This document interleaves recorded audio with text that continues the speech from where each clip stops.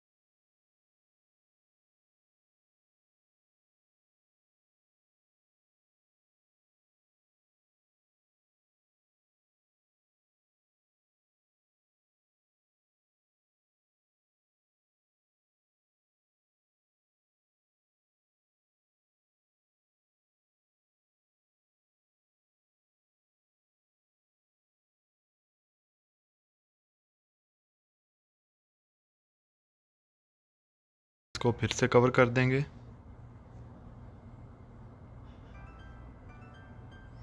माशाल्लाह अल्हम्दुलिल्लाह हमारा भिंडी चिकन तैयार है, बहुत ही ज़बरदस्त बना है।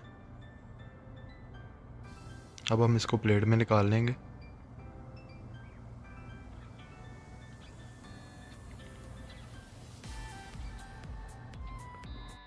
माशाल्लाह अल्हम्दुलिल्लाह हमारा भिंडी चिकन तैयार है, बहुत ही ज़बरदस्त बना है। हमारी रेसिपी आगे शेयर किया करें, फ्रेंड्स एंड फैमिली के साथ हमारे चैनल को सब्सक्राइब करें।